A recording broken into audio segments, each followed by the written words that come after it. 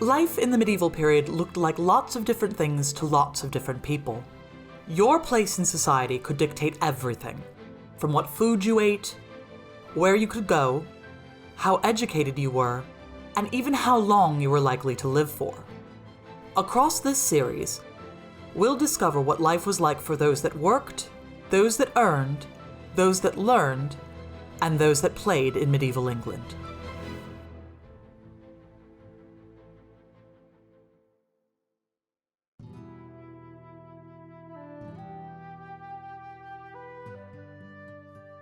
Today we're here at Denny Abbey, which is a really exciting place to think about the various strands of medieval society. In the fields around the abbey, you would have peasants working. Peasants make up about 80% of the European population in the medieval period, and they are out in the fields growing the crops necessary for everybody to survive, and for grand places like Denny Abbey to keep going. So if we're going to talk about peasants, what is a peasant? It doesn't just mean a poor person or someone who's lowly, which is kind of the way that we use it now. A peasant very specifically means a farmer. It's somebody who is tied to the land and they're out there farming. And it's the great majority of people in medieval Europe. 80% of the European medieval population as a whole are peasants. Underneath that, 70% of the European population are serfs, which means that they are peasants who are unfree or tied to the land. They live and work on strips of land that they rent from someone, a landlord, and they can't just decide that they want to move. They are seen as almost property in parcel with the land. So say a great lord or something inherits a manor, it's also assumed that they inherit the people that live on the manor as well. That sounds pretty bad, and to be honest, it is pretty bad. Being unfree isn't anybody's first choice. However, there are some rights that kind of go along with that as well. So you can't move down the road, but also your landlord can't kick you off your land. You are paying rent, but it is considered to be something that's in your family, and generations of serfs will pass the same land down through their family. So if serfs are tied to the land and they're paying rent to landlords, what is a landlord? The hint is kind of in the name. The lord is the pejorative here. So a lot of people who are landlords come from the nobility and noble houses. And we'll talk more about those later as well. But to be a landlord doesn't necessarily mean that one is a lord. Oftentimes, a landlord could be another peasant who is free and very well-to-do, or quite often, the church. On the one hand, medieval peasants in the countryside are all good Christians, so they're going to be happy that there are people in the abbey praying for their souls. On the other hand, they're the ones that pay for all of this. The abbey is also not doing their own farming. If you're spending all day long praying, or you're a retired monk like the Knights Templar, you're not going to be the one out in the fields plowing. It's the peasants who do the actual work that sustains the abbey. It's also interesting because since the abbey is enclosed, this is as close as any average medieval peasant would actually get to the abbey itself.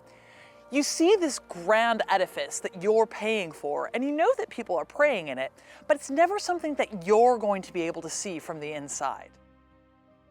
As we'll see, tensions like this eventually reach a boiling point. Peasants get really tired with their specific lot in life and the idea that they should simply be paying for everything around them with their own sweat.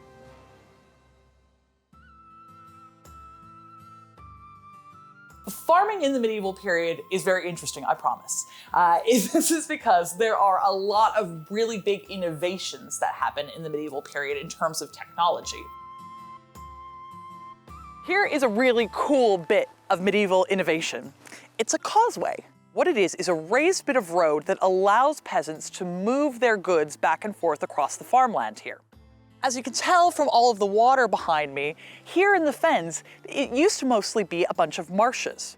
A really neat medieval innovation is the draining of those marshes and turning them into arable land. It wasn't until the high medieval period that people actually knew how to do this. So previous to this, the entire fenland was really mostly unusable.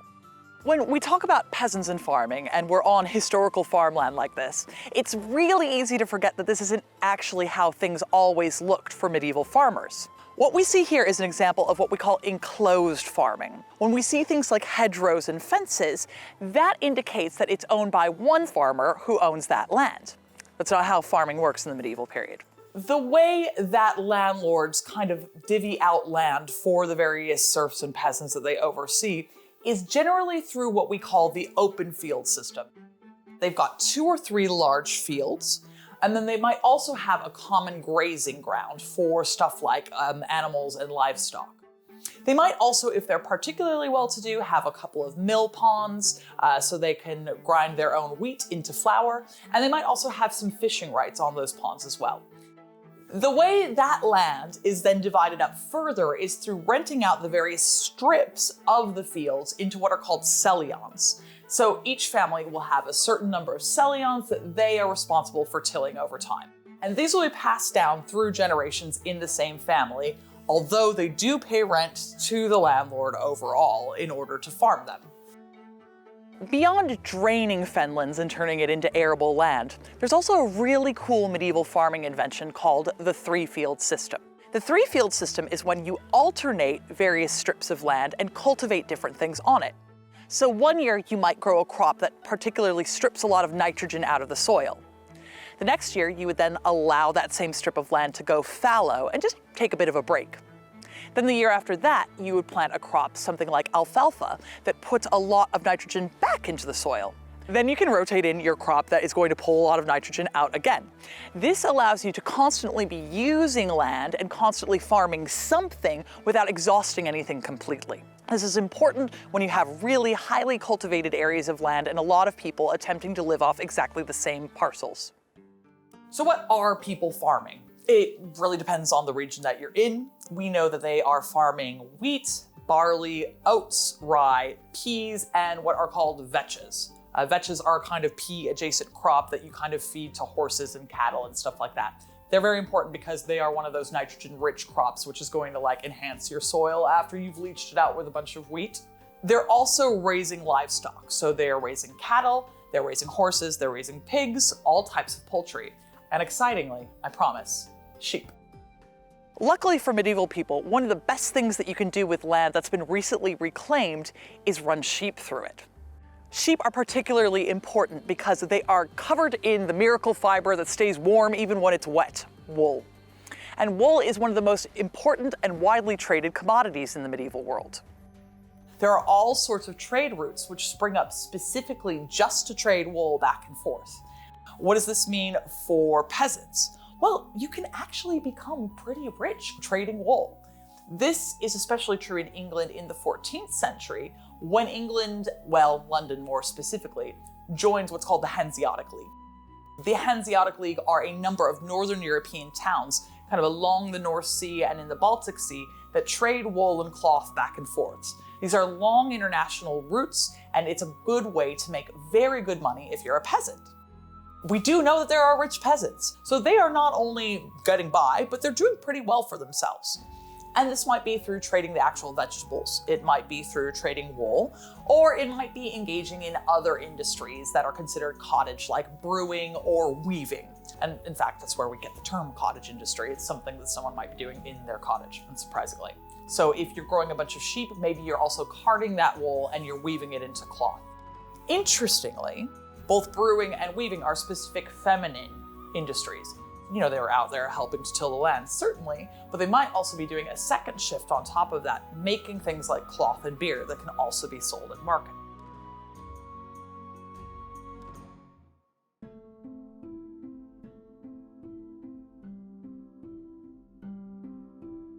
This absolutely gorgeous medieval barn is a wonderful reminder of how important farm animals are in the medieval period. Because let's remember, this is owned by the abbey. So even monks and nuns are keeping their own cows, their own sheep, their own horses, and that's the sort of thing they could even do themselves. They don't necessarily need peasants to do it. If you want milk and butter, that isn't something you can get from the store in the medieval period. You've got to get it from a cow. It reminds us that all communities probably have their own farm animals in the countryside. So you have a really great and impressive barn like this to keep your animals inside, and to also keep crops like hay for the winter. Farm animals aren't just important because of the products that they can give you. Farm animals in their own right are a type of machinery in the medieval period. And they also change over time in terms of what the most popular animal to use for what is. In the earlier medieval period, we start to see the heavy plow come into use. It's a great new technology that allows you to slice through the heavier, more clay-based soils that we have in Northern Europe. The heavy plow, as the name indicates, is kind of heavy. So in order to pull one, you're going to use teams of oxen. The oxen will have what we call an ox collar over their neck. This allows them to pull the plow along with the human behind it guiding it through the fields. Later in the medieval period, however, we come up with the horse collar. A horse collar means that you can use horses to plow instead of oxen. Previous to the invention of the horse collar, we weren't exactly sure how to have a horse pull a plow without suffocating them. Horses, although they are not as strong as oxen, are much faster, so they can pull a plow faster through a field, and it actually speeds the work up. Horses are also really useful in their own right. You can use them for transportation. You can use oxen to pull carts, but because they tire more easily, it's better to use horses. So if you have a horse collar instead of an ox collar, it means that you can reduce the amount of livestock that you have for plowing, and the livestock that you have is a little more useful. Peasantry generally also has one hitch in that it's definitively tied to nature. You can't make wheat sprout in January, so you're always going to have to be doing things at a specific time of year that benefit that. It doesn't matter how hard you try, it's not going to be time to slaughter a pig in the middle of July. It just doesn't work that way. Another huge advantage that people in the medieval period have, at least in the high and late medieval period, is something that we call the medieval warm period.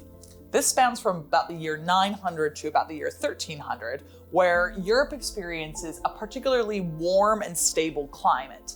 So suddenly, winters are a little bit shorter, summers are a little bit longer, and you have a larger growing period for things. We see this reflected in stuff like what is called the labors of the year. It's a typical medieval art trope. And if you see pictures of December, for example, you'll see peasants engaging in their normal December activities, which are slaughtering pigs and baking bread. But there's no snow on the ground.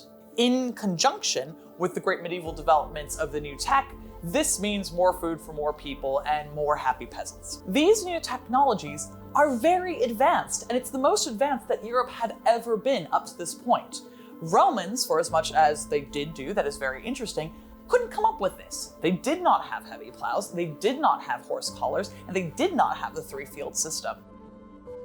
Suddenly, places like Germany or England can sustain much larger populations because they have peasants who are able to feed people using inventions like the horse collar, like the three-field system, and like the heavy plow.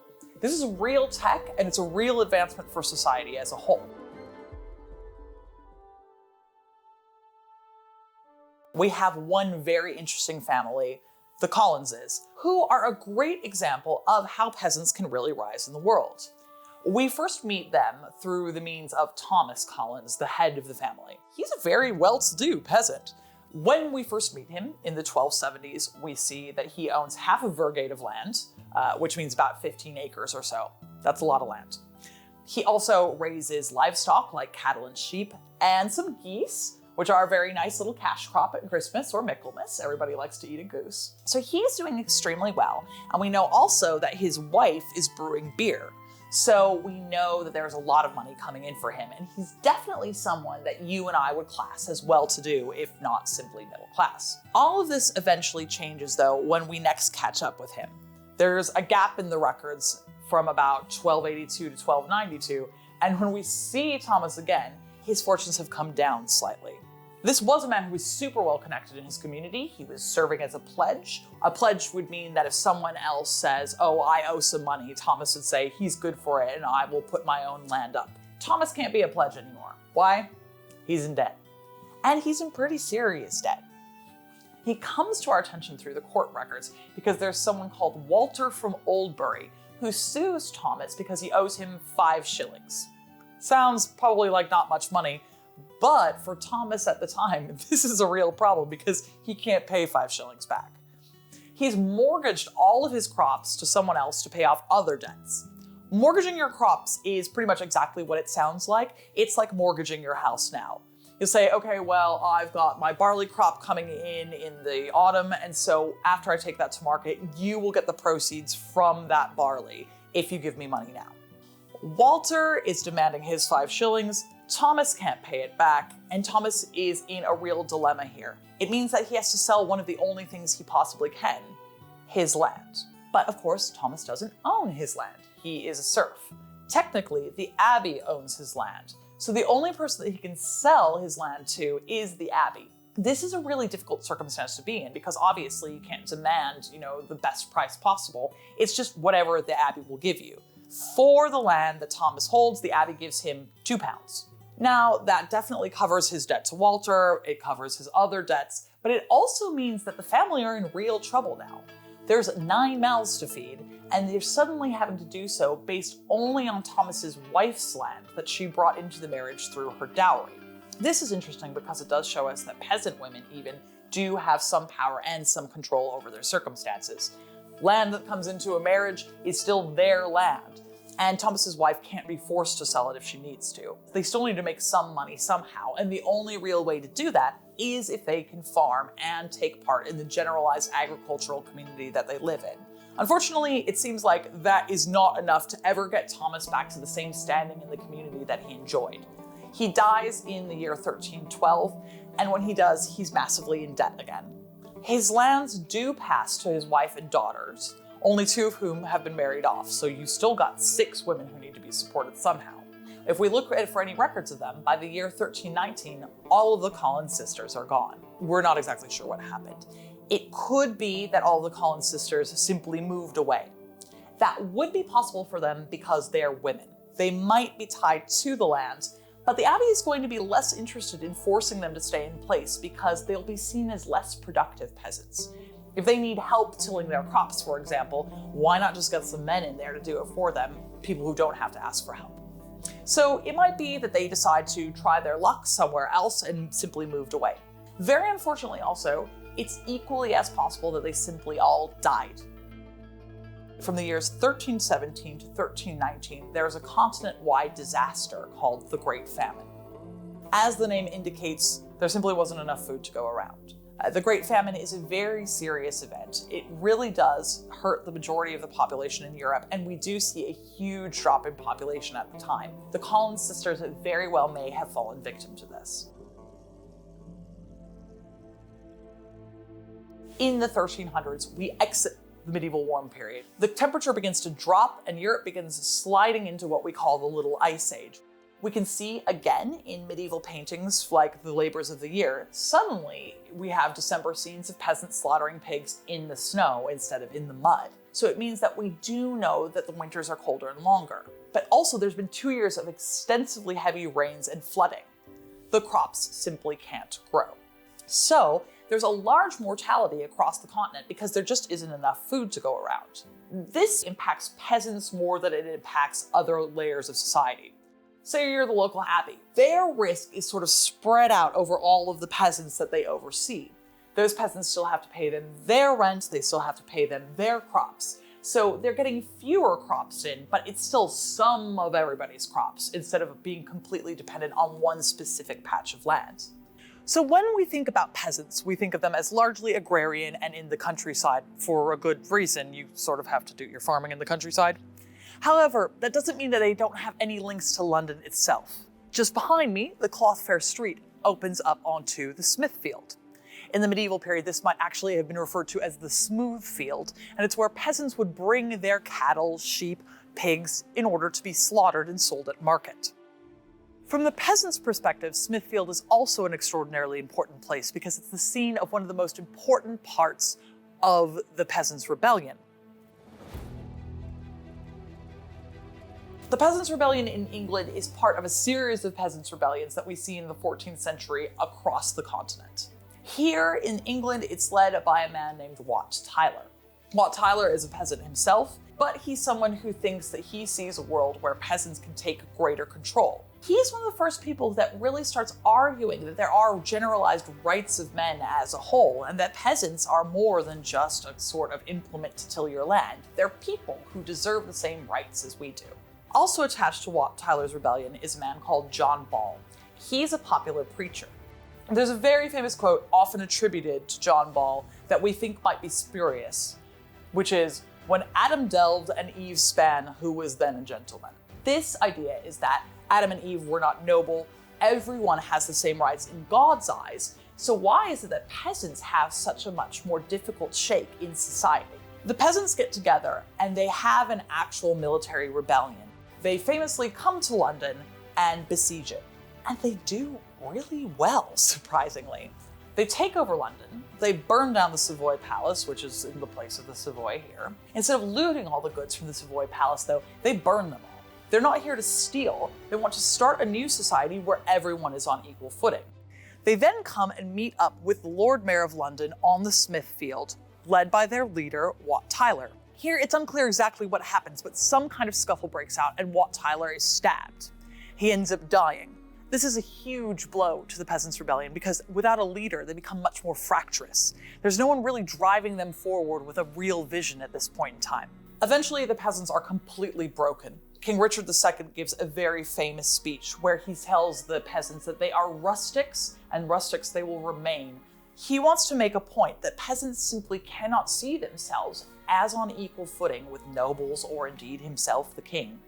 They exist in order to give the nobility goods, and they have to know their place as rusticated. Here on the side of Smithfield Market, we finally have a memorial to the Peasants' Rebellion.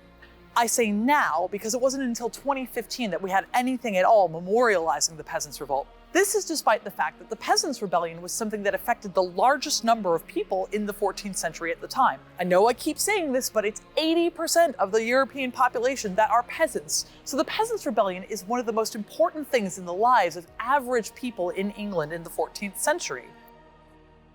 Despite this, we still don't tend to treat peasants as though they're worthy of remembrance or important enough for it. All of this is particularly interesting because one of the things that we see after the years of famine, after the years of Black Death, is that within society, peasants live in a much more marginal position in the medieval period. And this is how medieval society likes it. Nobles simply don't want to give up their very privileged position in society, nor does the church. The church can't have hundreds of monks copying away in scriptoria if they can't be fed. Nobles can't spend all of their day learning how to sword fight if they have to be tilling fields. They depend on a certain class of person not having any choice in the matter.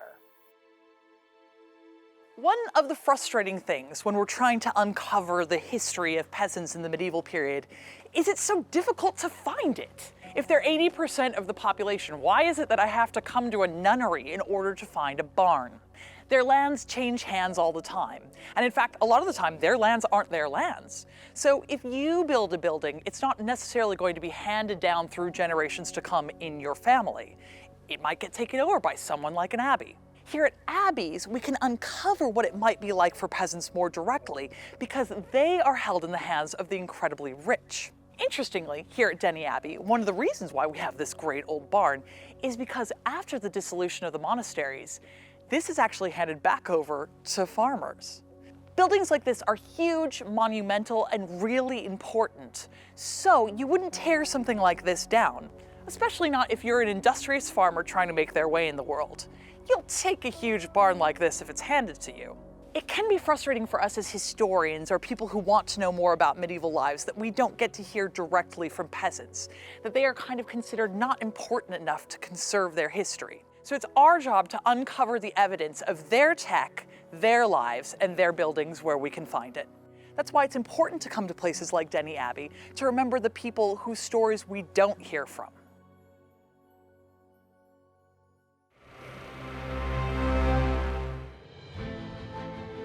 Life in the medieval period looked like lots of different things to lots of different people.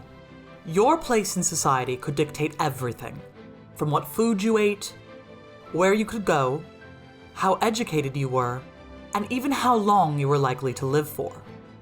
Across this series, we'll discover what life was like for those that worked, those that earned, those that learned, and those that played in medieval England.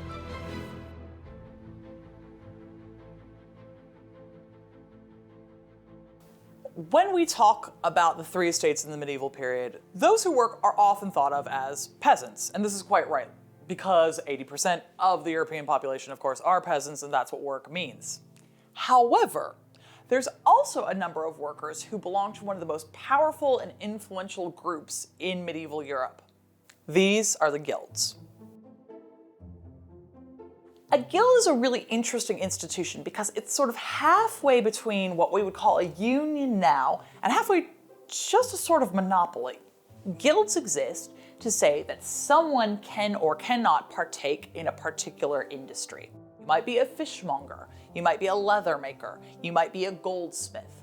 All of these, particularly in London, would require guild membership in order to take part of them. That you can't just decide that you're going to move to London and start selling fish. It's something that's protected very heavily in order to make sure that benefits go to people who are in a guild.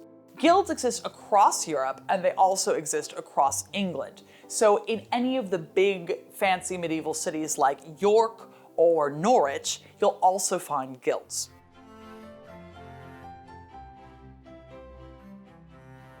We're here in the Grocers' Hall to talk about the second most important guild in London in the 14th century.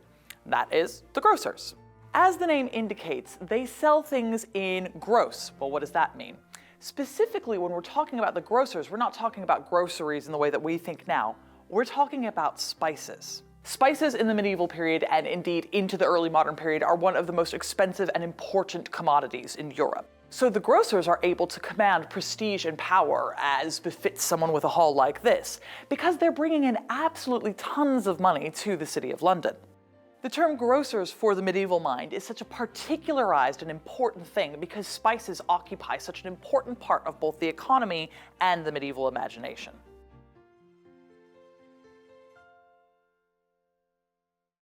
There are now about 110 guilds in London, though that was not true of the medieval period.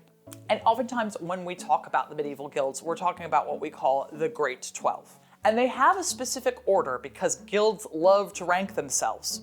So they are mercers, grocers, drapers, fishmongers, the goldsmiths, skinners, merchant tailors. That all depends on what year you ask that in, because they trade off every other year. Both of the guilds were incorporated in the year 1327, and we don't know who was incorporated first. 8. The haberdashers, then the salters, then the ironmongers, then the vintners, and then the clothworkers. All of these people have associations overseeing their particular trade and making sure only some people can come in and out. Beyond trade, these are also massively politically important people. In order to be a part of a guild, you also have to agree to be a city alderman, which means that you are one of the people who votes for and can become the Lord Mayor. The fact that London has a mayor is really interesting in and of itself, and it's specifically tied to the power and prestige of guilds. They are seen as so rich and influential that they need to have a say in royal matters. So the Mayor of London speaks for London in general, but what that means is that he's actually speaking for the guilds in front of the king and on par with members of the nobility. The Grocers Guild specifically, up until the year 1345, had already contributed 10 mayors of the City of London. This is just a little taste of exactly where power presides in the city.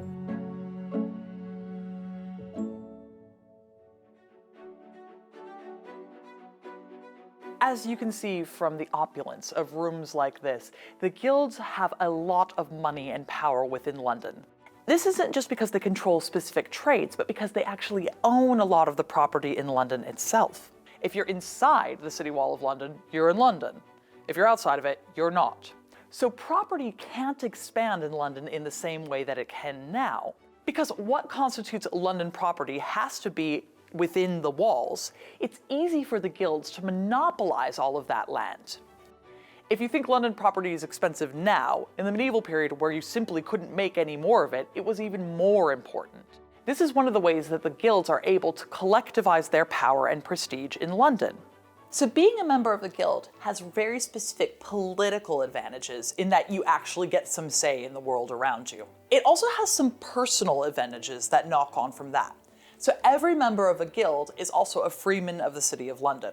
It's a way of disassociating people who are in guilds from ordinary workers like peasants. You are, well, a free man. You are not a serf. You're not owned by anyone or anyone's property. If you're a freeman, you're an alderman, you're a member of the guild. You're part of an elite society, although you may still work. There are also some knock-on advantages of that in that you can drive sheep across London Bridge. That might sound kind of silly and weird, but what it means is that you can actually bring sheep to market without having to pay a tax on it, for example. Any peasants from the countryside who want to sell sheep for slaughter at Smithfield Market or who want to sell on their wool will have to pay a tax when they bring their sheep across London Bridge. If you're a freeman, no such fee applies to you. So it's ways like these that freemen can make more and more money, more and more easily than their compatriots who might be unfree.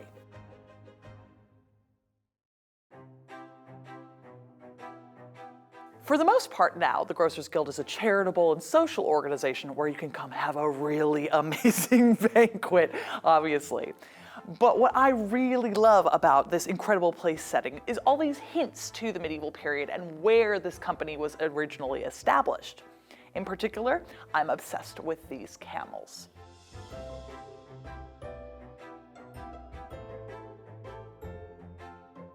Because they are an association that sells spices, the camel is inextricably linked in the minds of medieval people with the grocers.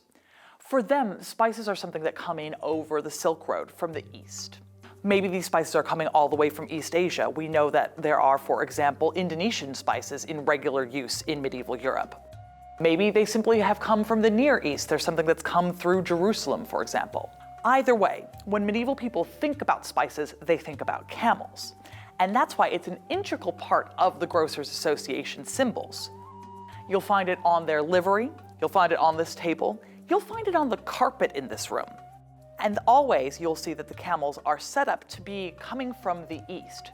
So here is where we would have the chairman of the table sit, and all of the camels look as though they're coming from the east from that perspective. I really love this bit of the medieval imagination persevering into the modern period. And also they're just really cute. Here on the table, we also have some nice hints about what the organization used to do. We have this lovely gavel to call any proceedings to order. And over here, we have the seal from the barge. Why would a guild have a barge? Well, in the medieval period, there's only one bridge in and out of the city, London Bridge. And it's actually somewhere where people live as well. It's much, much smaller than it is now, so it could take forever to get back and forth across to Southwark. An important company like the Grocers would have their own barge, so any members can get back and forth across the river very quickly and in some style. This ornate door of the Grocers Guild gives us a great opportunity to talk about the guild's crest itself. At the top, again, we see this camel coming in from the east, but what's quite interesting on the guild crest itself is the clove. Of course, it's a reference now to the spice clove. But in the 14th century, that's not what clove meant. Clove is actually a reference to the weights that were used by grocers to measure out spices as they were sold. So it's actually a nice little double entendre. It does remind us of the spices that are being sold by grocers, but it also tells you exactly how they did that. When you come into the Grocers Hall, one incredibly exciting thing they have is this, the oldest working bell in London. It initially comes from a nearby parish church, which is no longer extant. And on the bell is inscribed the words in Flemish, "My name is Martin, may my sound be God-pleasing, 1458. The guilds here would be working very closely and trading oftentimes with the continent itself. As a result, you have Flemish communities within London, and these are the sort of people that might be involved with the guilds. So, since this is the oldest working bell in London, let's give it a go.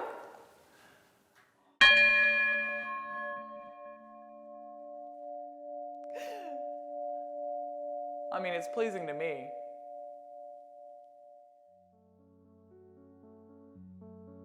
Because the guilds are so incredibly rich and influential, we have a lot of records about them. And this is great because that means that we can know more about the individual lives of people who are involved in guilds. In particular today, we're going to talk about the de Garten family, who are mercers. This means they're general merchants, and the mercers are considered the first and most important guild in the city of London. We know that the de Gartens lived on a particular street called Soppers Lane, which unfortunately no longer exists. It was burnt down during the Great Fire of London in 1666. This little courtyard is near the site of where Soppers Lane would have been in the medieval period. As you can see from the sign behind me, this is where St. Pancras Church was. And we know that was the DeGarton family parish church. This church served the pastoral needs of the pepperers and mercers who lived on Soppers Lane. This is indicative of how the communities of mercers and grocers worked. They lived in the same area because they were involved in slightly similar trades, and they also set up shop with their specific guilds as close as they could to their own community. It's these mercers and these grocers, these few families, that really control both this neighborhood and trade in the city.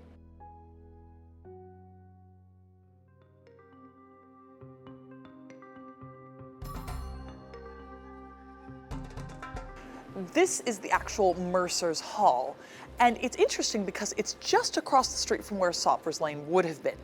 So the DeGarton family would have had a very, very easy commute, if you like, between their own home and the Mercer's Hall itself.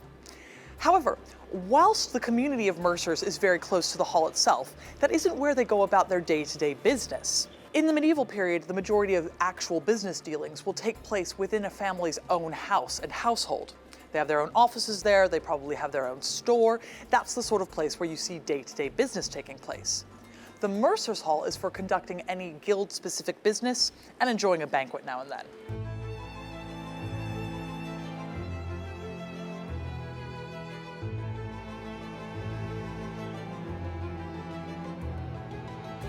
Walking just a few more minutes away from Soppers Lane and the Mercer's Hall, we then encounter this, the Goldsmiths' Hall.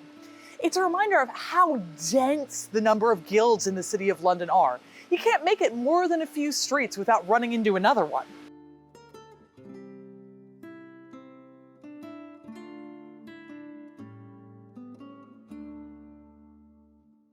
We are here back outside St. Bart's, which, if you've seen my other program about walking around communities of medieval London, you might remember. But today I'm not going to talk about St. Bart's again, as exciting as I think it is. I'm here to talk about 41 Cloth Fair just behind me. It is the oldest house still extant in the City of London, and it dates to the 16th century. That's a little bit later than we are talking about for the majority of this program, but it tells us something very interesting about houses in London generally.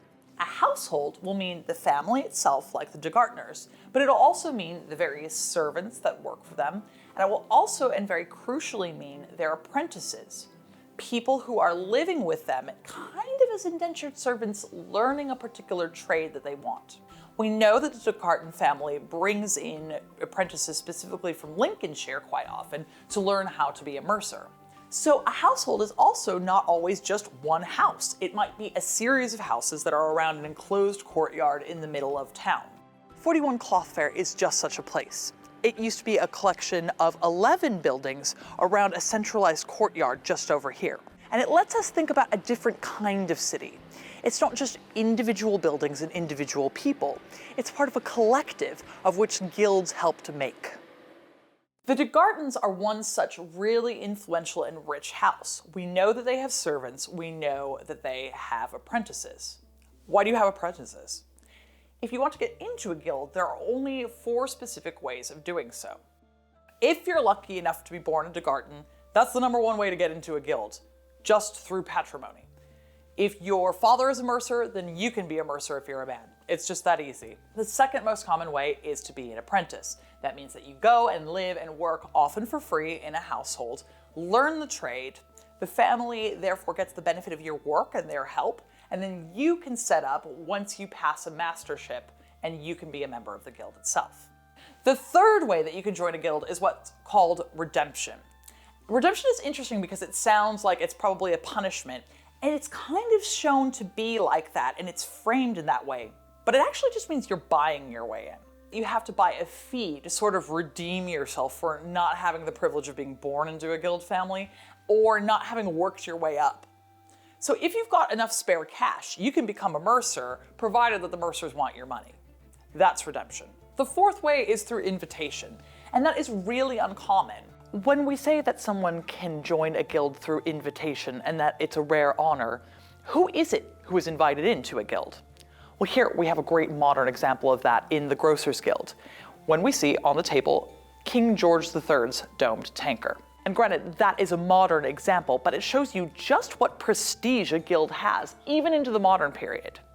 The kinds of invitations that are given out to monarchs, the ruling classes, really important people who make huge decisions about the country.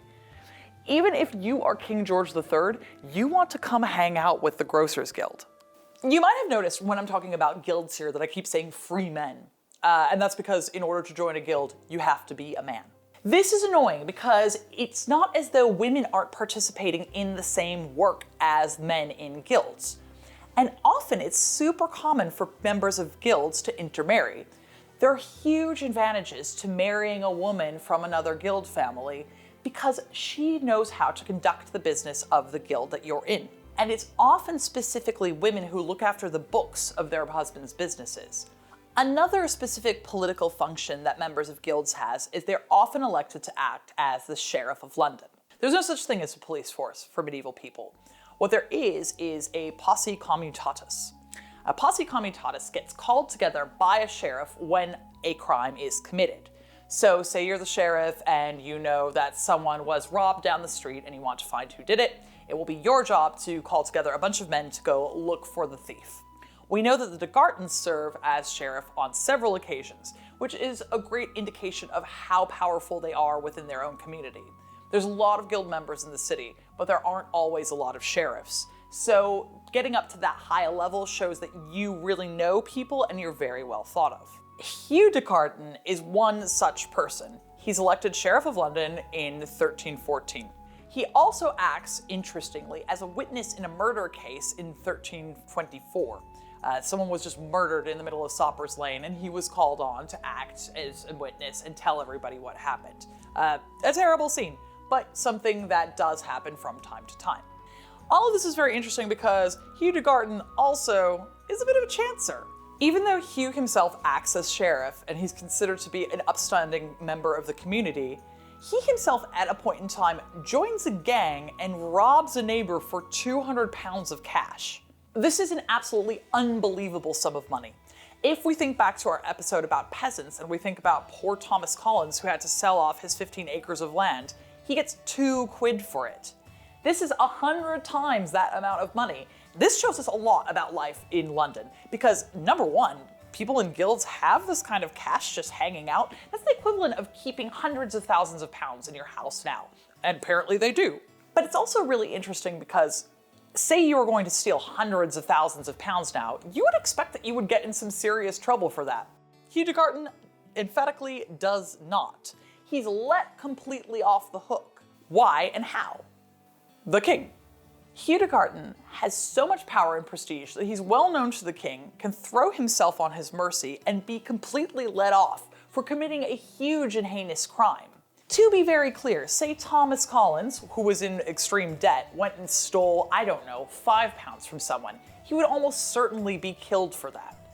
However, Hugh Degarton can be accused of a much, much worse crime and absolutely nothing is done to him as a result. He is so wealthy and well-connected that he does specific services for the king. On several occasions, he acts as a messenger for the king, ferrying various letters and money throughout the kingdom.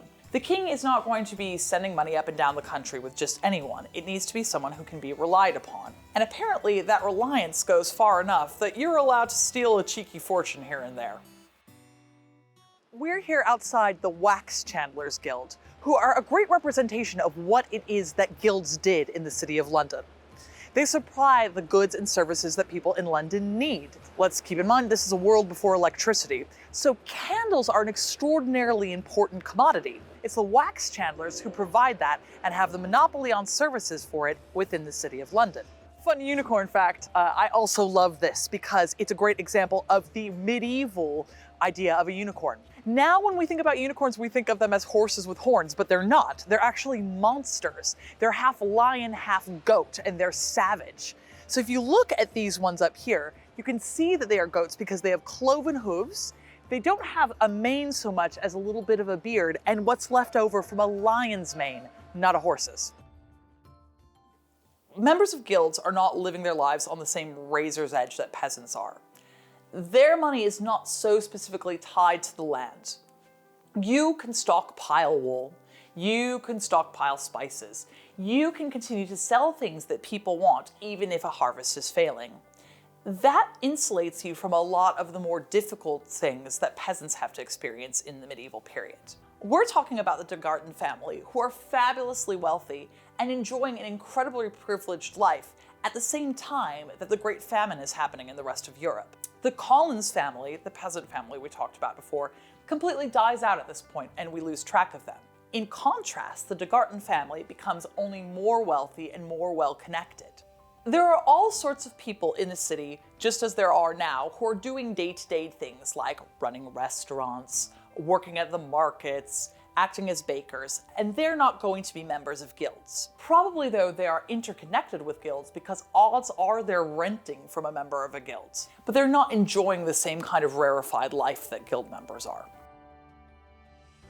Standing in a place like this, it's really easy to forget that working is not always something that is associated with great wealth and power in the medieval period. It just so happens that we know a lot about the people that is true for. It's a good reminder that while a lot of the work that is happening in the medieval period, and indeed the majority, is work done by peasants in the countryside, there are still a huge group of people who are trading, who are working, and are politically important, who are involved in the Third Estate. Guild members are some of the most important, wealthy, and well-connected people in the medieval world. They are also very much seen as sort of denizens of cities. When we talk about peasants, we're talking about the story of life in the countryside, and we're talking about the story of most people. When we talk about guild members, we're talking about the story of cities themselves.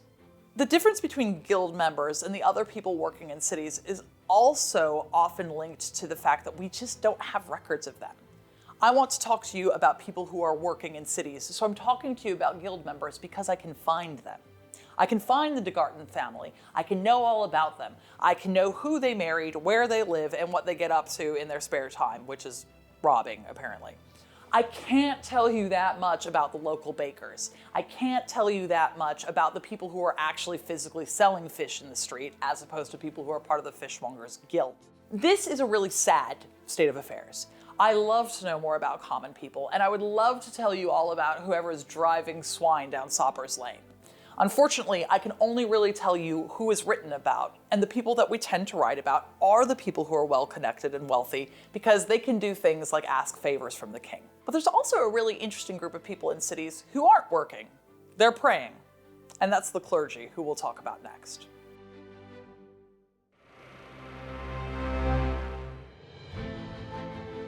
Life in the medieval period looked like lots of different things to lots of different people. Your place in society could dictate everything, from what food you ate, where you could go, how educated you were, and even how long you were likely to live for. Across this series, we'll discover what life was like for those that worked, those that earned, those that learned, and those that played in medieval England.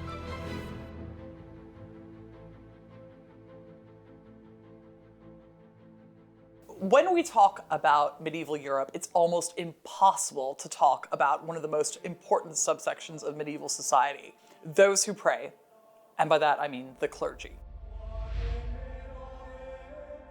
There's a lot of different ways to be a clergy member. In general, it means that you've dedicated your life to religion and the church more specifically. We have to remember that in medieval Europe, when we're talking about Christianity, we're actually talking about Catholicism.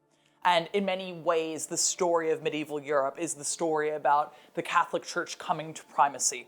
Probably the most common form of clergy member is just parish priests. Parish priests are responsible for giving sermons to their community in the vernacular language to explain what it is they just heard. The other thing that parish priests do is give sacraments. Sacraments are particularly important because partaking in them is, by definition, what makes one a Christian. These are things like baptism, reconciliation or confession, marriage, Eucharist, and last rites, which is what is performed right before somebody dies. Parish priests are responsible, therefore, for all these incredibly important Christian things, and parish priests are very common as a result. You need to make sure that there are enough parish priests that they can actually administer to everyone in their area. So, in the countryside, in peasant communities, you'll have one church that will see to, maybe 50 people or so, and they'll be dotted around in the countryside as a whole. We are here standing on top of Castle Hedingham in Essex. This is a great example of how parishes work in the countryside. As you can see here, immediately, there's one parish church in the town surrounding Hedingham Castle. Beyond there, you can see another on the horizon. If you live 3 miles away every Sunday, you're not going to want to have to walk or take a horse all the way over to another parish. It can be a really long way on a Sunday morning. This means that it takes out all of the travel and you have a dedicated priest in your community who knows what's going on with you. So, parishes work differently in different places. In cities, there will be many more parishes in a much smaller space. That's because there's simply a larger population to see to. The guild members in London are going to want to make sure they're getting top-notch pastoral care, and so there may be one church every few blocks to make sure that every single person in that area is getting everything that they need.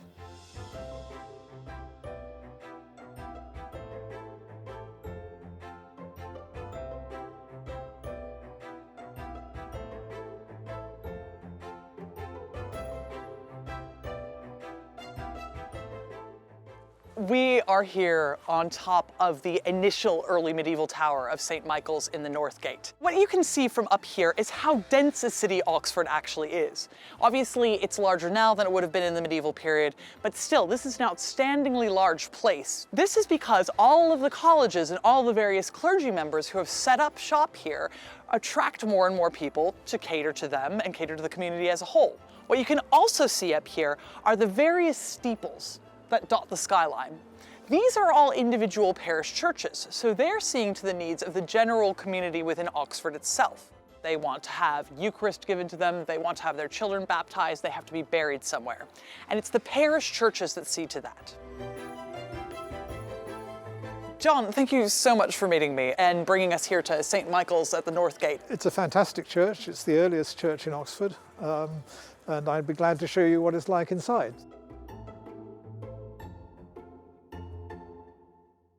I think that it's probably one of the most unique churches in England, certainly. But I was wondering if you could tell us a little bit about its functions as a parish church in the medieval period. And this is one of those towns characteristic of high medieval England, where you have a very great number of churches crowded into a very small space. In Domesday Oxford, that's at the time of the Domesday Book in 1086, there were 5 named churches in Oxford, and St. Michael's was one of them. By 1200, there are 20 churches, nothing like Norwich, which has 61 churches, and London, which has 200. But given that Oxford is much smaller than any of those places, 20 within a small area is quite a lot. The parishes are all small and very often have fairly low incomes. St. Michael's had a parish which ran inside the north side of the wall and didn't take in a great deal of commercial property. And of course, it's commercial property from which the church derives a large part of their income. One of the problems about medieval churches is knowing how they were founded. And that's something we're very ignorant about. But there are various suggestions, of which the most likely probably in a town like Oxford is that they were founded by groups of neighbours. We can't prove that, but it seems to be the case in continental towns that that's often the case. An alternative explanation is that they may have been founded by local lords. Lords in the countryside very often had town property and would found town churches, probably with the object, amongst other things, perhaps primarily, of making a profit. Above the regular parish clergy, there's a next level, the bishops or the princes of the church. Bishops are kind of like regional managers. They oversee all of the parish priests in their vicinity, and they do so specifically within a cathedral. The thing about a cathedral is that it doesn't just mean a large church. It's a name for the administration that happens underneath a bishop.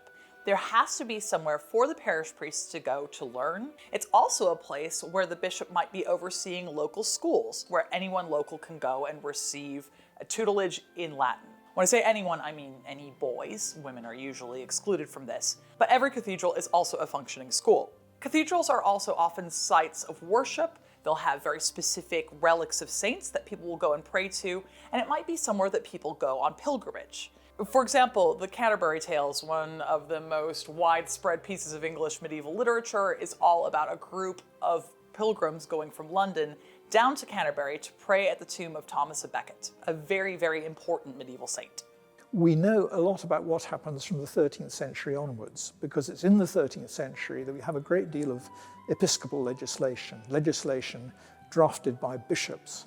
Bishops are very keen on seeing that local priests do their job in relation to the congregation. And what that involves, for example, is seeing that parish priests teach the basic Christian doctrines, see that everybody knows the creed, the Paternoster, the Our Father, the Ten Commandments, in the vernacular, which is interesting.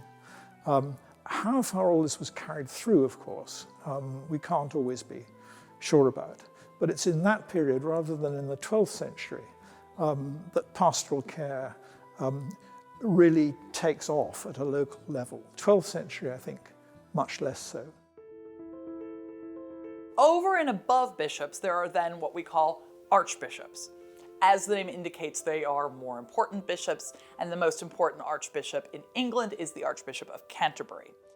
So they are the managers to the regional managers that are bishops, and oftentimes they'll be in even more fancy cathedrals. Above archbishops are cardinals, and cardinals are people who work directly in the Roman Curia underneath the Pope. In order to become a cardinal, the Pope specifically has to select you to become one. Cardinals have a number of specific functions, the most important of which is that they are responsible for electing the Pope when the last Pope dies. Oftentimes, cardinals are also intermediaries with people back home. A local cardinal, for example, who starts off as the Archbishop of Canterbury, might be someone who's particularly well suited for translating messages from Rome back to England later. And then, of course, at the top of all of these is the Pope. The Pope is God's representative on earth, and he is elected by cardinals to oversee the church as a whole. A good way of thinking about the Pope is that he's sort of the king of the church. He is the person with whom all of the power eventually stops, and he has ultimate say over most religious matters. The higher echelons of the church, such as bishops and cardinals, and especially popes, don't come from common families. While it's theoretically possible, for example, for someone from a peasant family to become a priest and not uncommon, it's extraordinarily unlikely that they are going to rise so far through the echelons of the church that they will one day be bishop. Instead, we tend to see that noble or royal families feed to the higher parts of the church. It's not uncommon if you're a younger son within a noble family that you will be sent to the cathedral school to be trained with the understanding that it's possible that you may become someone like a bishop. In this way, powerful noble families are able to exercise religious power as well as worldly power in their own households. Outside of the hierarchy are what we call non-regular clergy members. The largest group of non-regular clergy members are monks and nuns. We've come inside Denny Abbey because I want to talk about the original settlers who were clergy members here, the Benedictines. We have all these clues and hints about what was here before the initial huge abbey building. One of these clues is right here in the wall, this pillar here, and it's from the original Benedictine church that was founded here in the 12th century. The Benedictine monks are really interesting because they're the ones who sort of came up with the initial idea of living in a community outside of the regular world.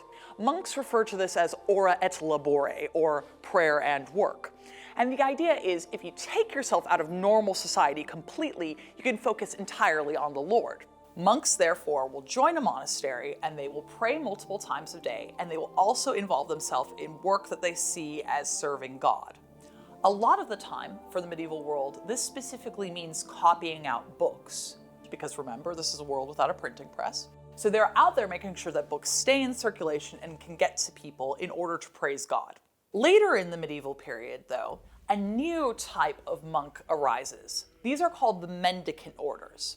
They start with St. Francis of Assisi in the 13th century, and instead of deciding to leave the world to work behind walls for the glory of God, they decide that they are going to go out into the world to administer directly towards the people. Mendicant technically means beggar, and the idea here is that the mendicant orders have devoted themselves to the concept of apostolic poverty. They want to live like Jesus and the apostles did, and they want to be out in society asking for an exchange of goods for their preaching. So they will say to you, I will give you a sermon on any number of subjects, and in return, please make sure that I eat for the night. So in the medieval world, when mendicants came along, this was almost like a new form of entertainment. People wanted to hear new and exciting religious views that didn't come from the parish priests that they've grown up under and known their entire lives. These are people with different experiences who had new things to say about something that was very important in the medieval world, which is religion. Parish priests often see this as the mendicants intercepting tithes that would rightfully go to the local church.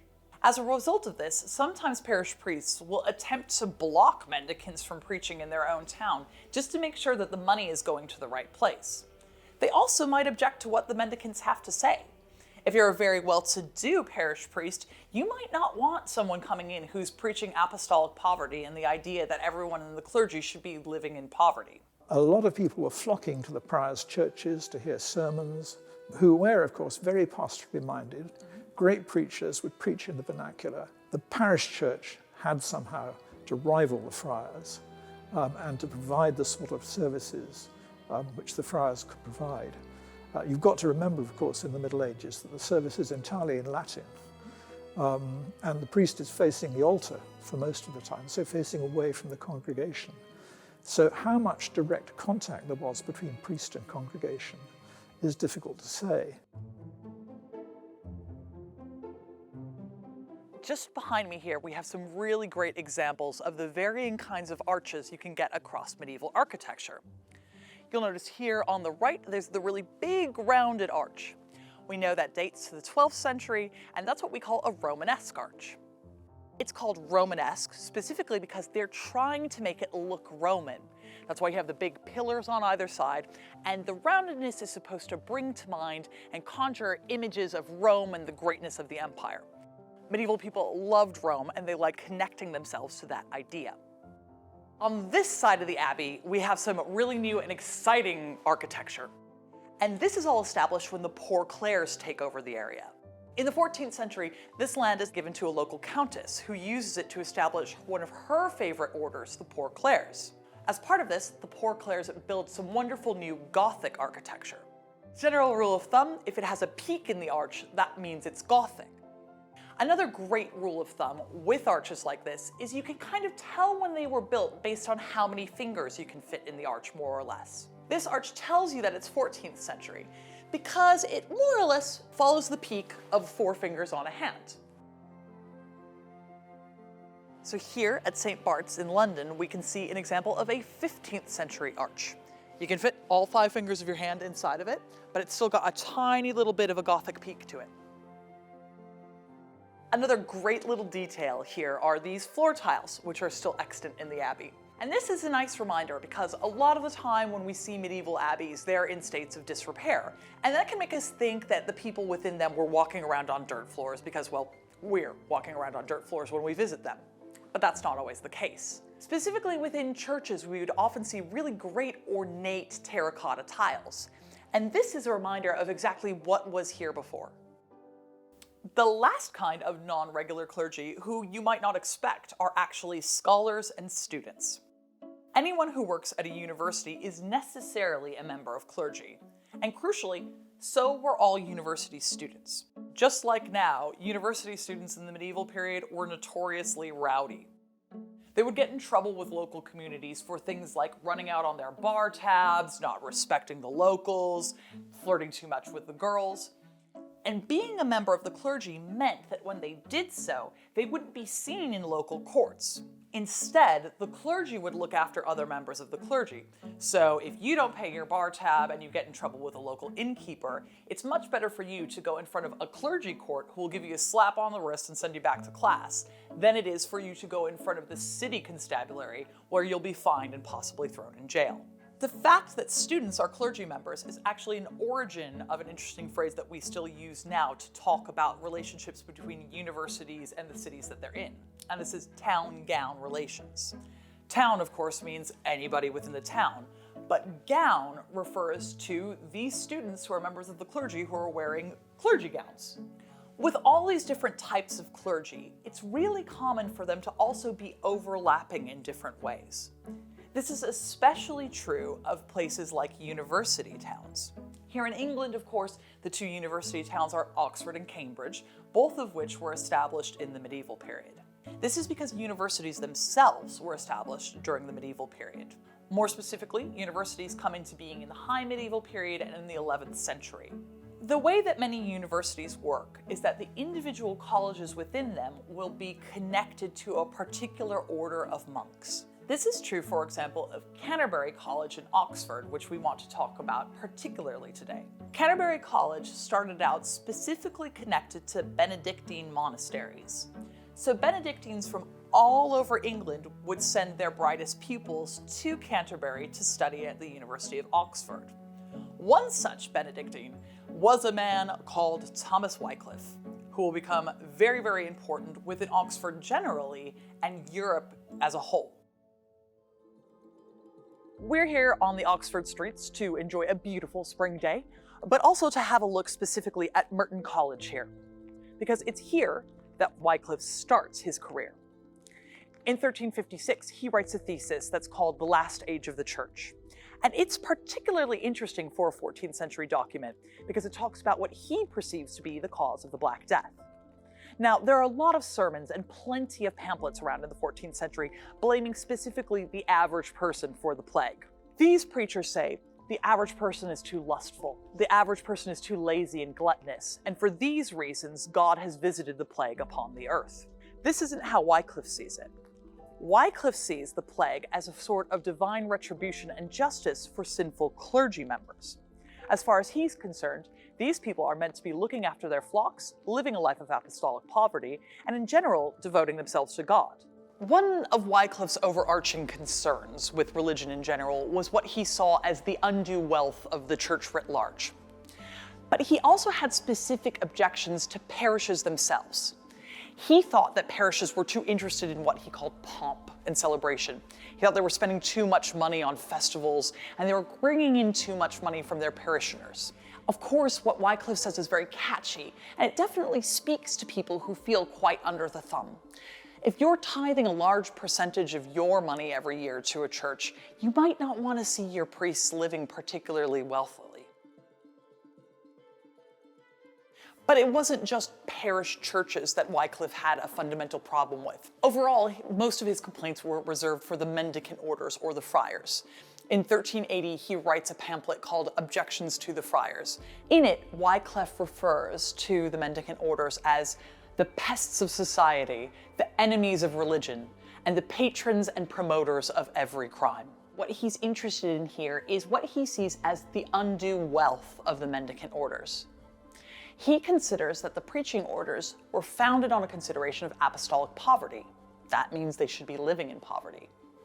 By the 14th century, however, they'd amassed great fortunes, and so Wycliffe felt that they were living contrary to the very reasons that they were founded. But why were they founded? Well, in parishes like this, we're not exactly sure whether or not the parishioners would have been getting access to the sermons that they wanted to. What friars offer is a sort of traveling sermon service. If you want to hear a religious speech, and medieval people did, that was very interesting for them, you could get one while you were walking to market. What Wycliffe and the Lollards do is they train their own preachers. So they're doing the same thing that the mendicants would be doing out in society. They're giving sermons to the lay people of Oxford and preaching about the things that they think are important. This is in one way to counter the friars who they think shouldn't be bringing in as much money, but it's also to put out their vision of religion to the world. It's actually a form of mass communication in the medieval period and a really great way to argue your corner. So there can be huge clashes theologically or about money within the church itself. There are also often clashes between the clergy and the laity in general. A lot of these also have to do with money. As we've already seen when we talked about peasants, clergy are often landlords. Primarily, it's the local lord who founds parish churches.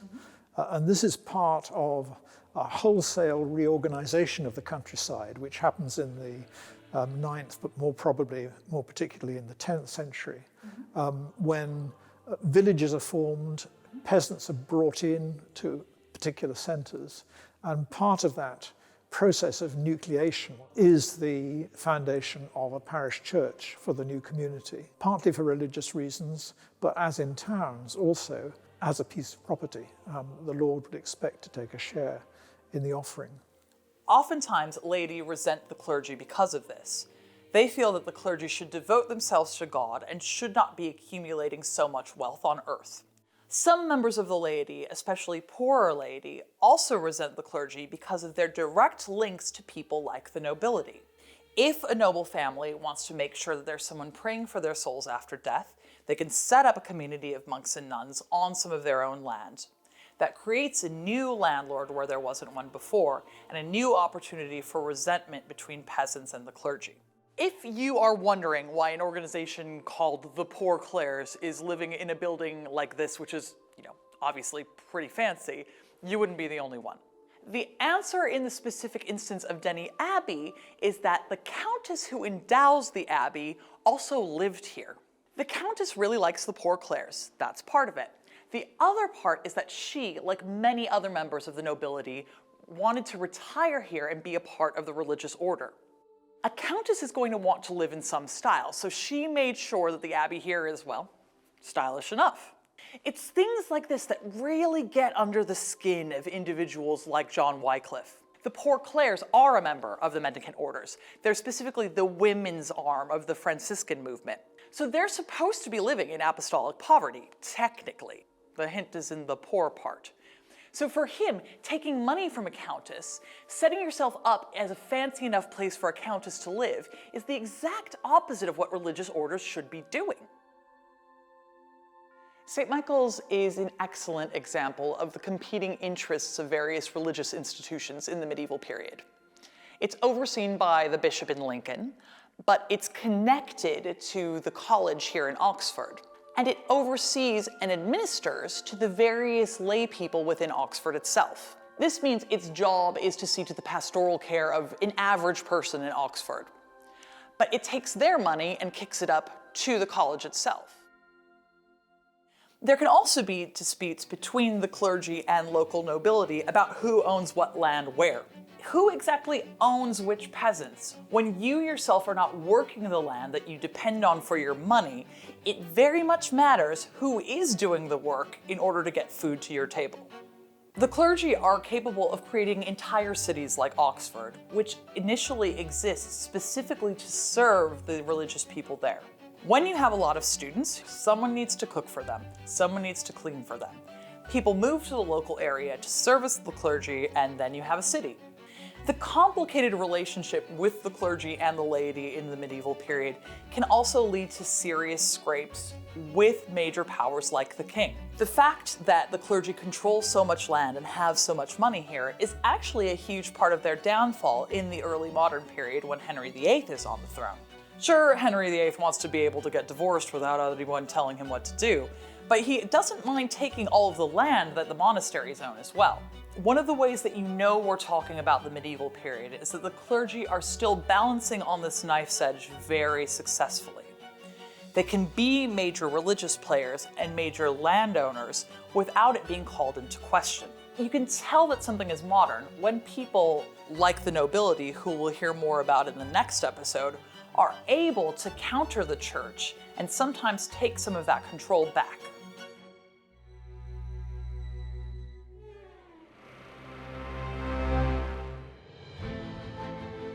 Life in the medieval period looked like lots of different things to lots of different people. Your place in society could dictate everything, from what food you ate, where you could go, how educated you were, and even how long you were likely to live for. Across this series, we'll discover what life was like for those that worked, those that earned, those that learned, and those that played in medieval England.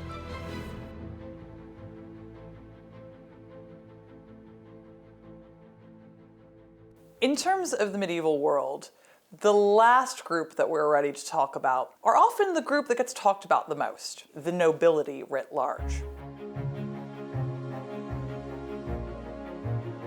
So who are the nobility? Technically, royals are nobility at the very, very top of the hierarchy in the secular medieval world. There's a broad swathe of people underneath royalty that are also nobles that have a hierarchy within that as well. You might just be a generalized knight and go by sir. You might be a marquis or a marquis. You might be more directly related to the king and be a duke or a duchess. All of these people on the whole are nobility. As a general rule of thumb, nobility writ large are the people who control secular power in the countryside, whereas royal power is usually concentrated in cities. The benefit that you get in exchange for the huge responsibility of overseeing laws in any particular jurisdiction is taxation. Your serfs are giving you taxes directly. You'll have to give a small percentage of that to the king, but the great majority of it stays with you. But what do the nobility do? It's their job to keep the king's peace, specifically within the countryside. And that's what happens here at Hastings Castle in Essex.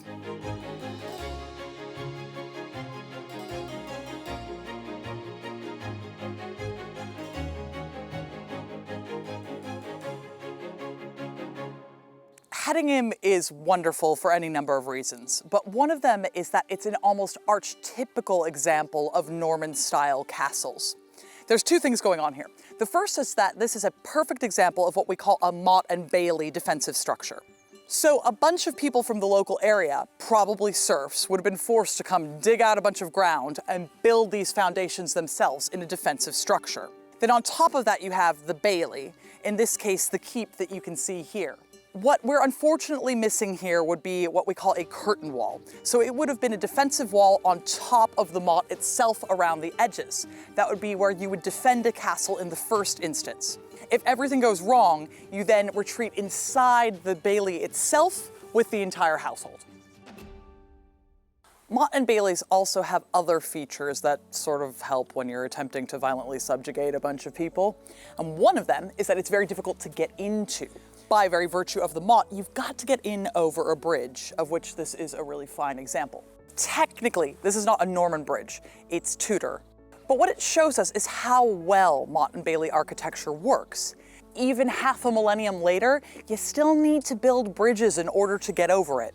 It's a really, really great way of controlling access and egress to your castle and making sure that no other armies or violent mobs can sneak up on you.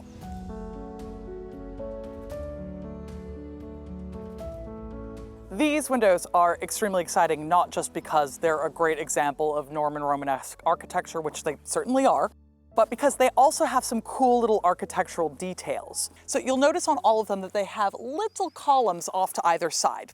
And these are something that we call a false arcade.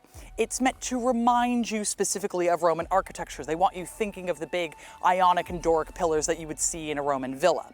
But the other thing you'll see going on is at the very top level here, you'll see that zigzag pattern over the arch. This is called a chevron, and it's specific to English Norman architecture in particular. You're not going to find that back on the continent in France now. It's only here, and it's only brought over by the Normans when they invaded. You'll also notice that all of the windows are different.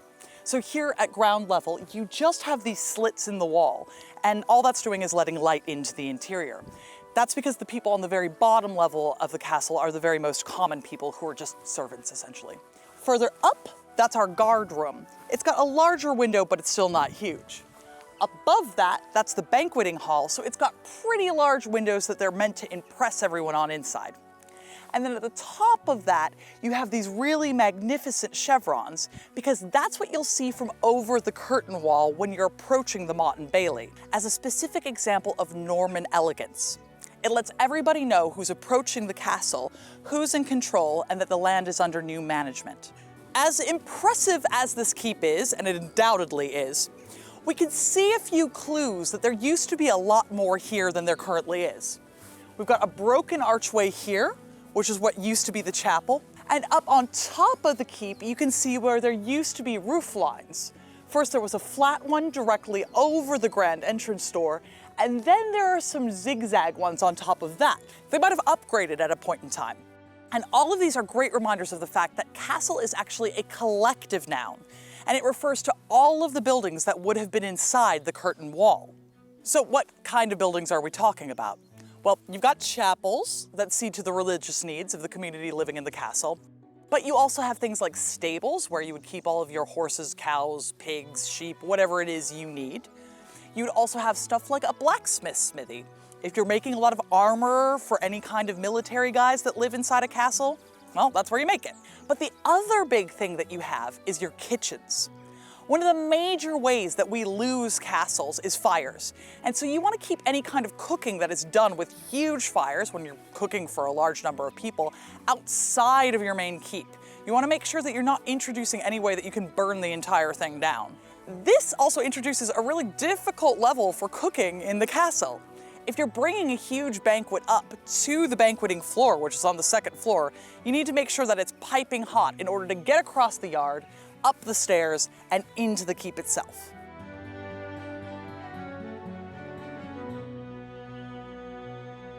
These stairs wouldn't have actually been extant in the medieval period, and you can kind of tell from what is missing. As we can see from the extant roof lines along there would have been buildings here, so there's no way you could have had a staircase up as well.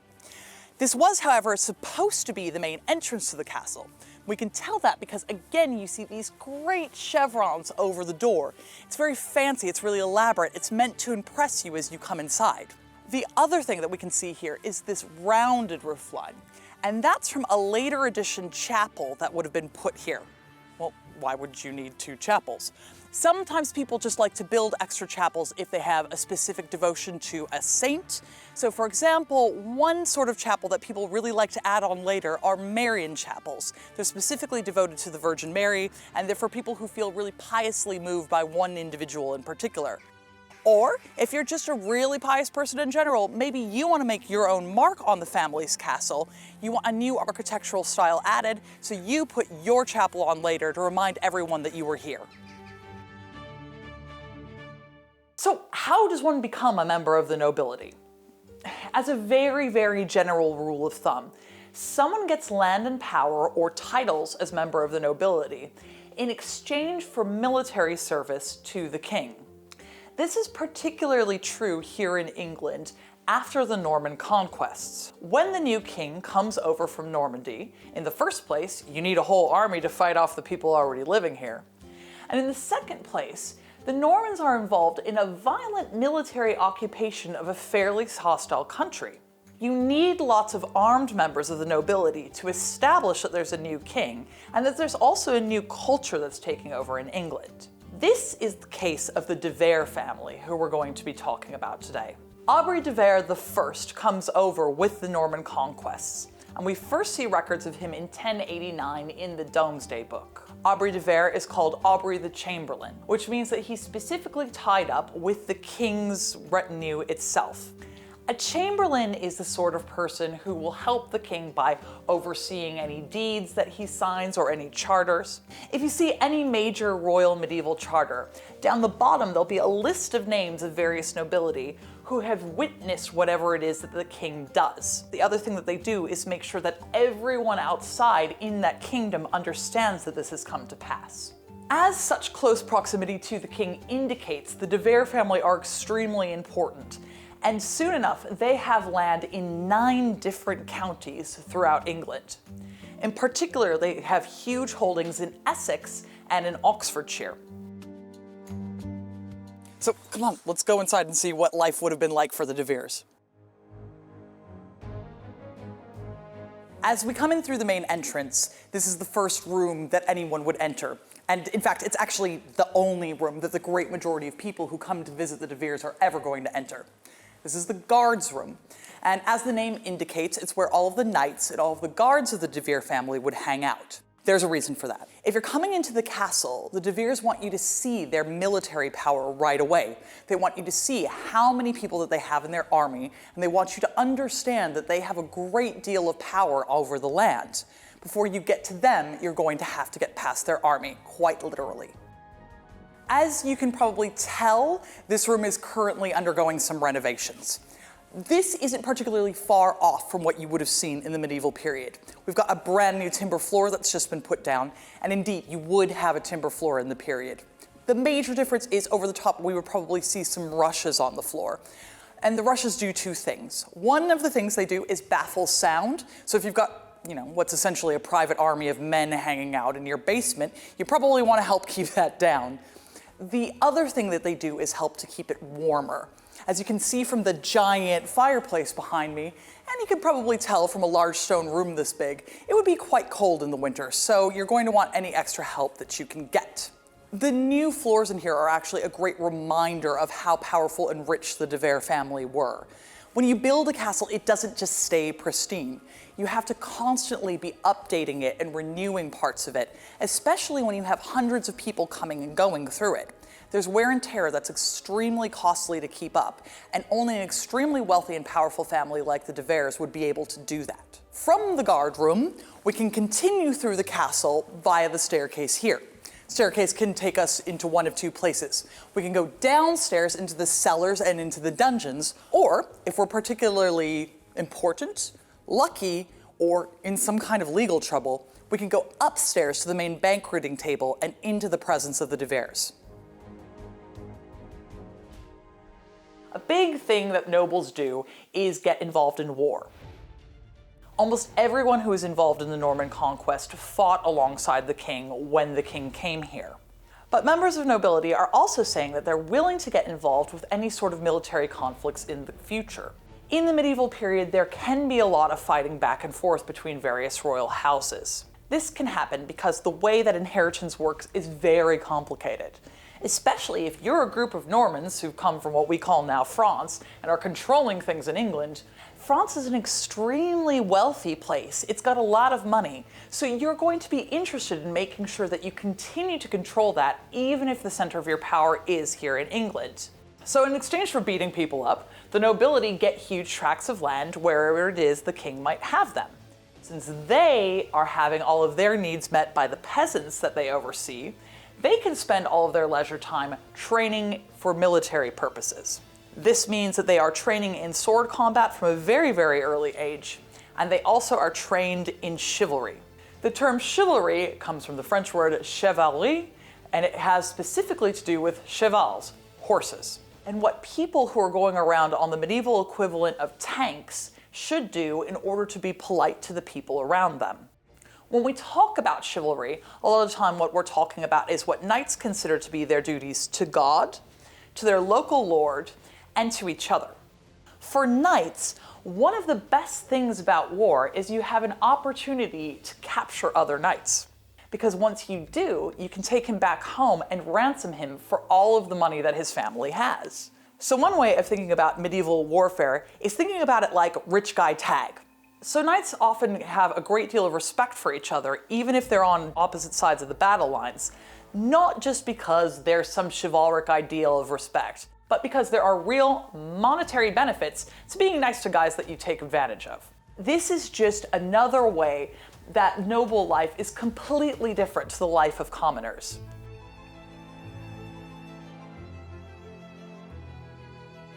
As you come up the stairs here, you will notice that it's a long way up from the guards room, and this is kind of on purpose. When you come into the presence of the De Veres here in the main banqueting hall, they want you to be a little off-put.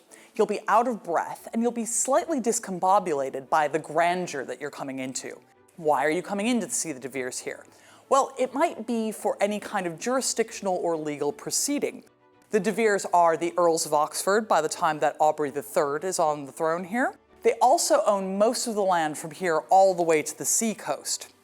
There is Oxford itself, and there are also lots of parcels of land scattered across England in general. And if you get in trouble or you need any property dispute taken care of, you need to come here to Hedingham and have the De Veres sorted out.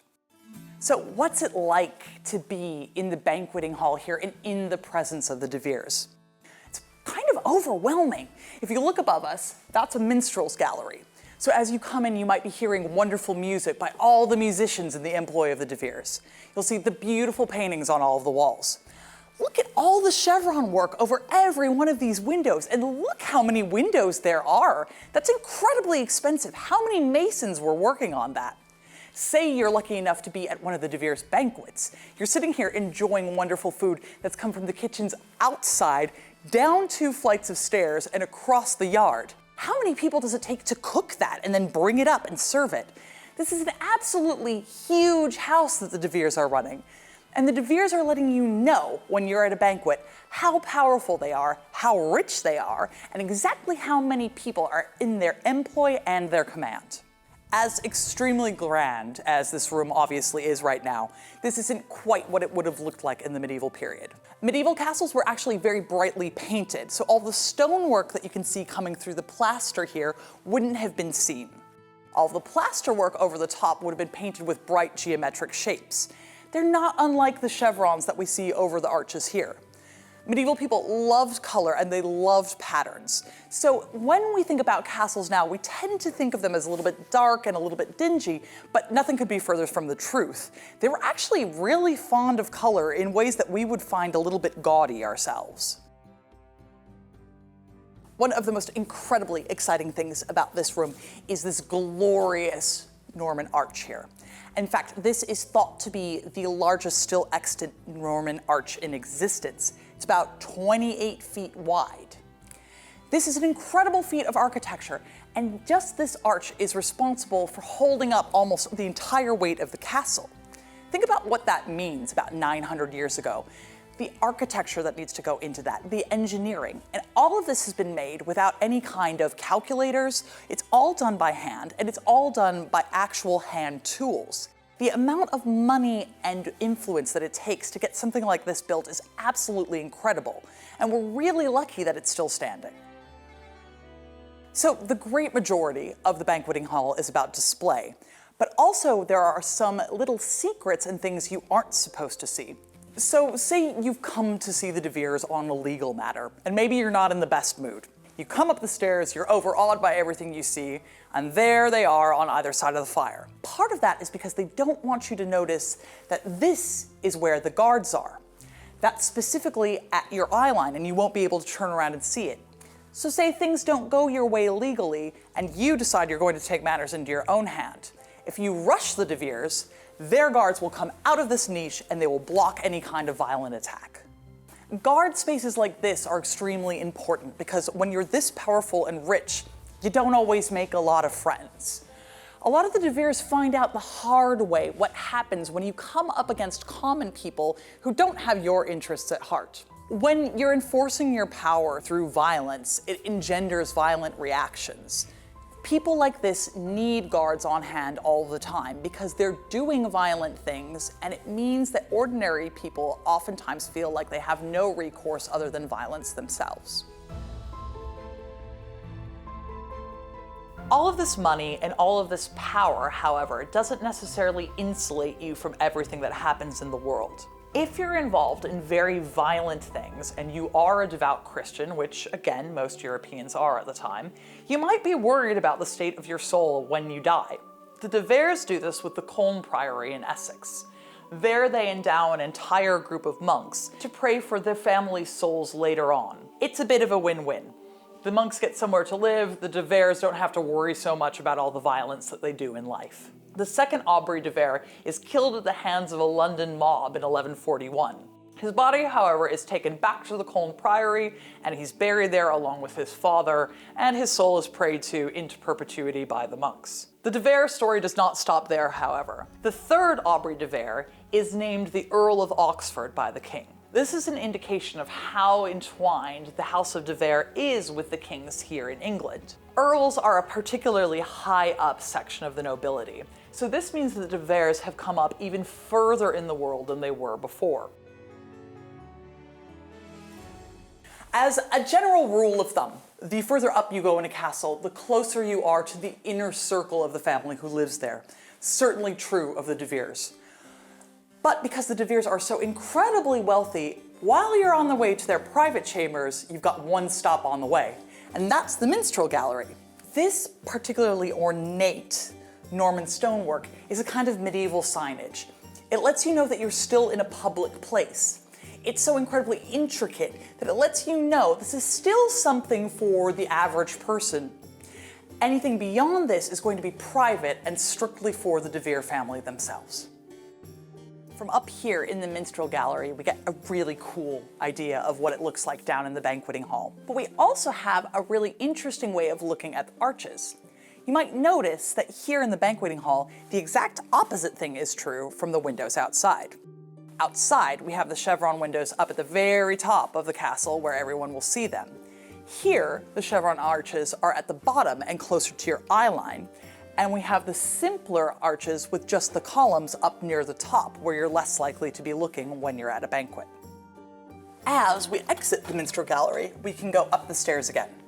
Our first stop ordinarily would be the De Vere family rooms. They are undergoing construction right now, which is actually great news because it means that we can pry into their private lives for generations to come once that's done. But even more exciting, we can go up one more again and get onto the roof of the castle.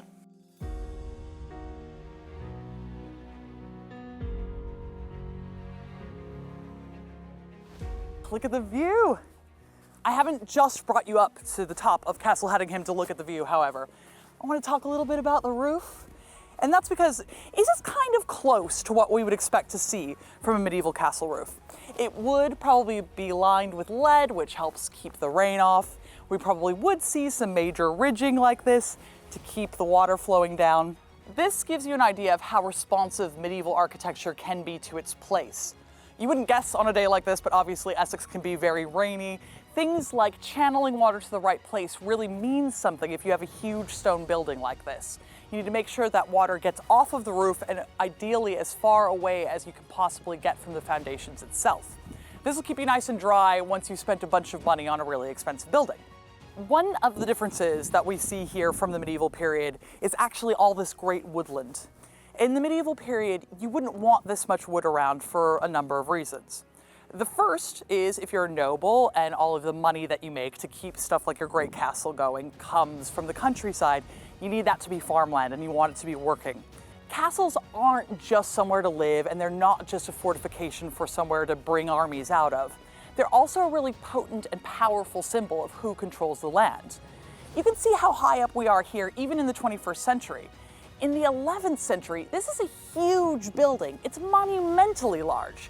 This reminds all of the peasants in the surrounding countryside who controls you and who's watching over you.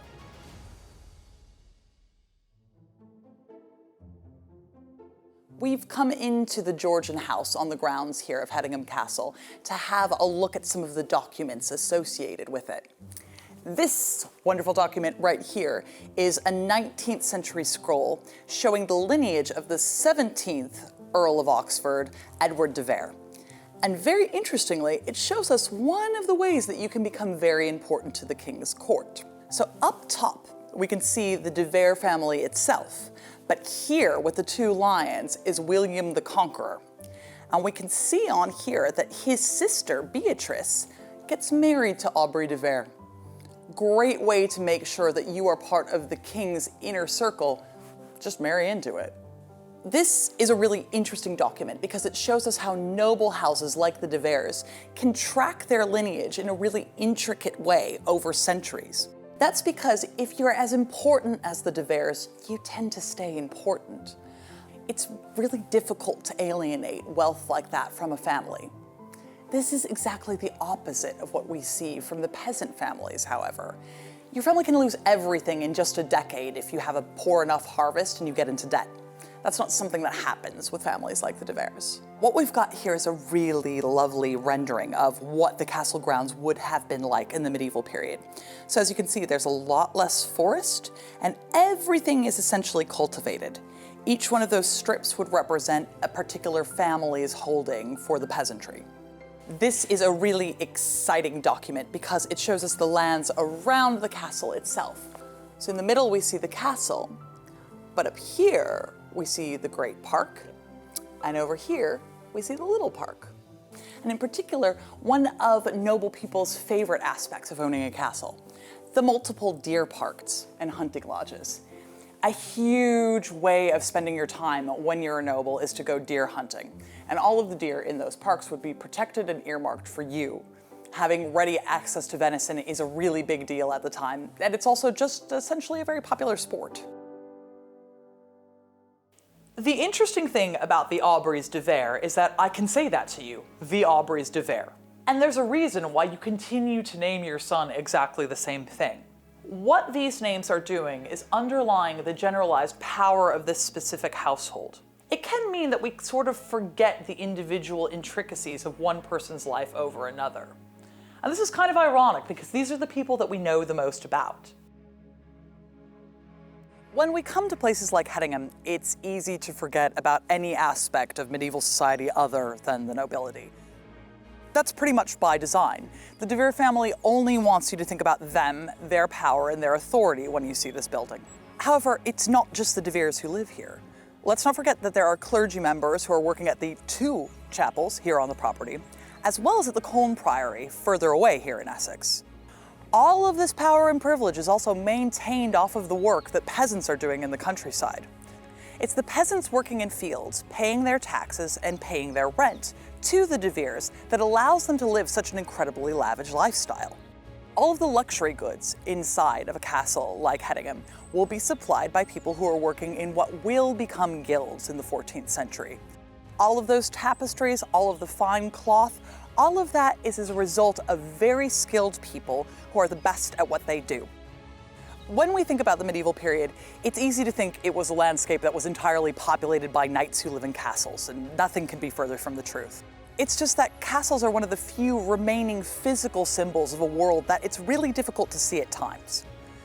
The thing to take away from a place like Hastings is not just that the De Veres are an incredibly important family, but it's that their prestige is made possible by thousands of people that we don't see, whose lives were every bit as important.